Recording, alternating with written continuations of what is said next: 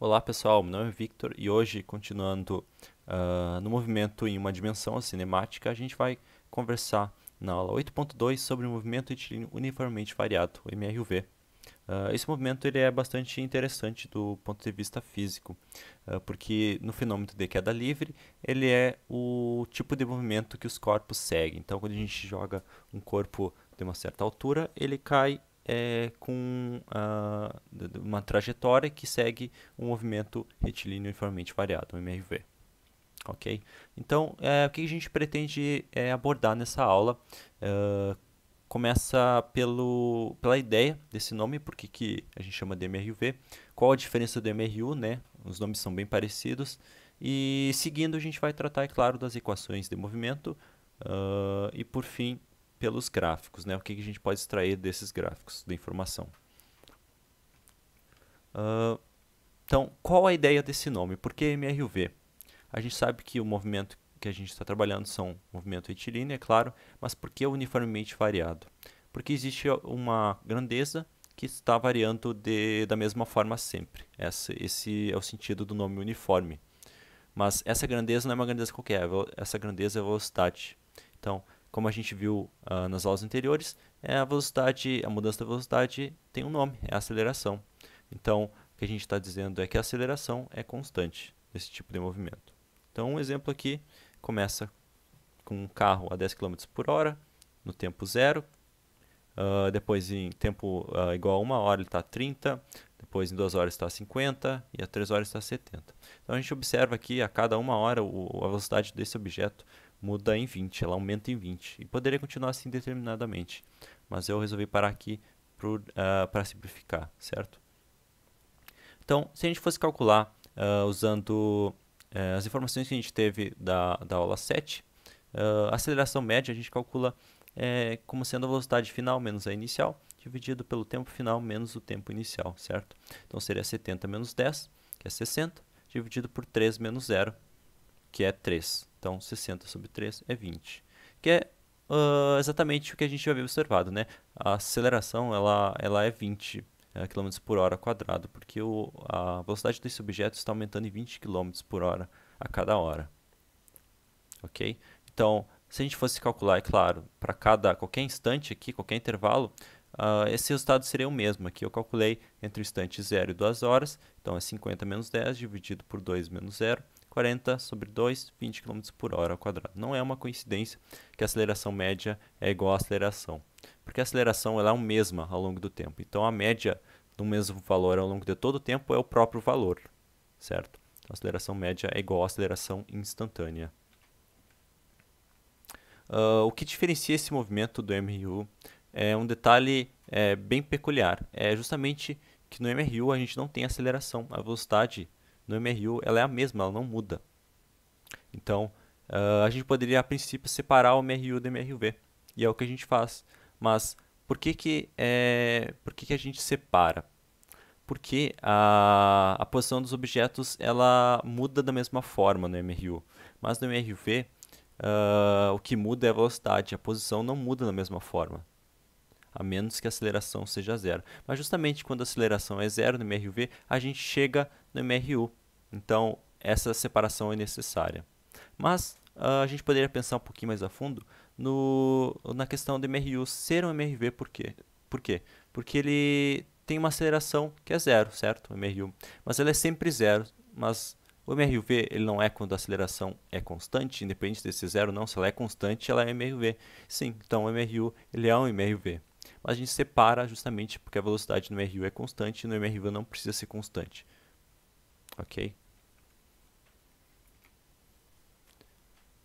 E, bom, partindo para as equações de movimento, dada a definição do MRV, a gente usa a característica principal desse tipo de movimento, que a aceleração ela tem que ser constante. A gente não sabe se ela é zero ou não, a gente sabe que ela é constante, que ela não muda no tempo, é só isso que a gente sabe.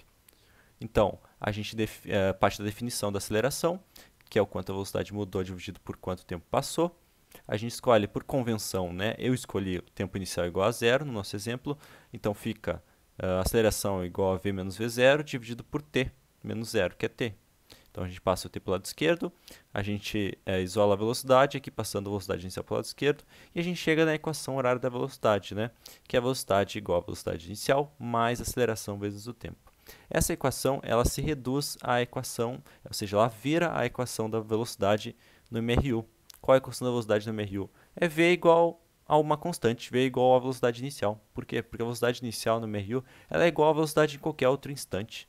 Então, essa equação, basta a gente colocar a igual a zero e ela vira uma equação da velocidade no MRU. E a gente já esperava que isso acontecesse, porque o MRU ele é um caso particular do MRUV, certo? Quando a aceleração é zero. Já para a equação horária da posição, a situação é um pouquinho mais complicada, porque a gente precisa usar uma matemática mais rebuscada, mais elaborada, para obter essa equação. Então, eu só vou escrever aqui essa equação, porque ela vai ser bastante útil quando a gente for representar os gráficos, ok? Essa equação é uma equação de uma parábola, e se a gente fosse representar o s por y e o t por x, a gente ia ver que ela é justamente uma equação de uma parábola. Ela deve ter duas raízes que são imaginárias ou duas raízes reais, e ela é bastante importante quando a gente quiser saber o sinal da aceleração, ok?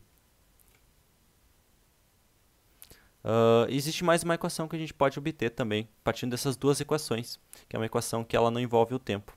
Então, o que a gente faz? A gente pega a equação horária da velocidade, que é essa daqui, a gente isola o tempo. O que a gente faz? A gente passa a velocidade inicial para o lado esquerdo. Fica t do lado esquerdo, do lado direito, né? Eu inverti os dois lados da equação, porque não faz diferença. Então, eu dividi pela aceleração, e aqui está isolado o tempo. O tempo é igual à velocidade em qualquer instante, menos a velocidade inicial, dividido pela aceleração. E agora a gente vai para a equação horária da posição e substitui esse tempo lá. Então, a gente substitui em tudo que tiver tempo, a gente substitui por v menos v0 sobre a, aqui nesse termo quadrático também. E uma simplificação que eu fiz aqui é justamente passar a posição inicial para o lado esquerdo, porque aí fica a posição final menos a inicial, que é o deslocamento. E do lado direito eu calculo MMC, eu junto tudo que dá para juntar no numerador, simplifico e eu chego nessa equação aqui.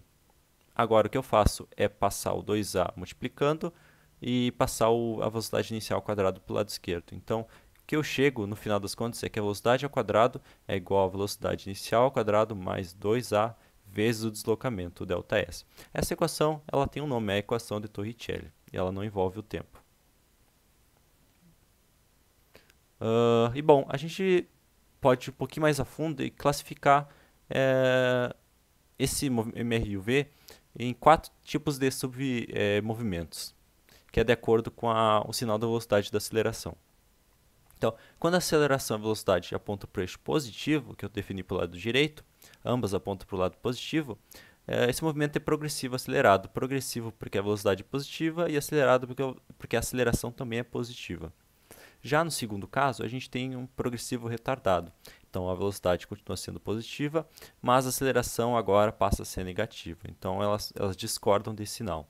E aí, o caso contrário é um movimento regressivo retardado. Então, a velocidade é negativa e a aceleração é positiva. A gente observa que no tipo de movimento aqui 2 e 3, a aceleração, uma hora, ela vai fazer a velocidade virar. Então, o objeto está andando para o lado direito, mas ele está andando cada vez mais devagar. Vai existir um ponto que ele vai parar e ele vai começar a voltar. A velocidade vai ser um vetor que ela vai concordar em sinal, em direção com a aceleração. Ambos vão apontar para o lado esquerdo aqui. E no submovimento 3, vai acontecer a mesma coisa, porém a velocidade vai começar a apontar para o lado direito a partir de um certo instante, como a gente vai ver nos gráficos daqui um pouquinho. Certo? E o caso contrário do primeiro submovimento é o caso em que ambos apontam para o lado esquerdo, para o lado negativo. Então, é um movimento regressivo retardado. A velocidade é negativa e a aceleração também é negativa. E agora, finalmente, os gráficos. Esses gráficos eles são bastante simples, mas eles são muito úteis para a gente extrair informações que as equações podem tentar esconder. Certo? Primeiro gráfico é o gráfico da aceleração, é claro, o mais simples. Por quê? Porque a aceleração a gente sabe que ela é constante. Então, se a gente imagina uma aceleração positiva, ela tem que ser uma reta, paralela ao eixo do tempo aqui. mas ela tem que ser uma reta que está no semi-eixo positivo, porque a aceleração é positiva. Semi-eixo positivo da aceleração. Então, uma reta desse tipo aqui, por exemplo. Já no caso de que a aceleração é negativa, ela é uma reta que está abaixo do eixo do tempo, porque ela é uma aceleração negativa. Então, muito simples. E para a equação horária da velocidade, a gente pode não ter observado diretamente, mas ela é uma equação de uma reta. Então, ela tem uma inclinação e essa inclinação é justamente a aceleração. Se essa inclinação é positiva, a aceleração, é claro, é positiva. Então, a gente começa com uma velocidade inicial, aqui no tempo zero, e essa velocidade ela vai aumentando indefinidamente. Ok? Já no caso da aceleração negativa, a gente começa, por exemplo, com uma velocidade inicial aqui positiva, e ela cada vez mais vai diminuindo, até que chega um ponto, um instante, em que a velocidade é zero. O carro para, e ele, em vez de andar para o lado, para o eixo positivo, ele começa a andar no eixo negativo, ele começa a voltar. Ele passa a ser um movimento regressivo retardado.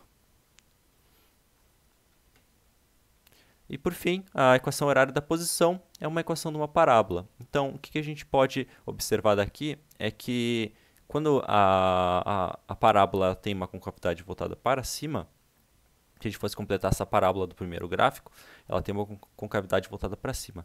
Quando essa concavidade é voltada para cima, a aceleração é positiva, certo? Então, a posição ela começa num certo instante aqui, tempo igual a zero, ela tem uma certa posição, e ela começa a aumentar. Já no caso da aceleração negativa, a gente tem uma velocidade que ela começa positiva, mas a aceleração, e ela quer continuar positiva, a velocidade é positiva e o carro quer continuar andando a velocidade positiva, mas a aceleração é negativa, ela força ele a voltar, e ele volta até que a velocidade passe a ser negativa nesse instante aqui e vire uma velocidade que é cada vez mais decrescente. Então ela cresce no sentido negativo cada vez mais com essa aceleração. Tá certo?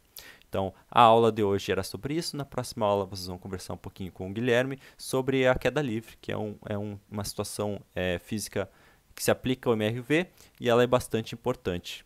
Ok? Então é isso. Abraço.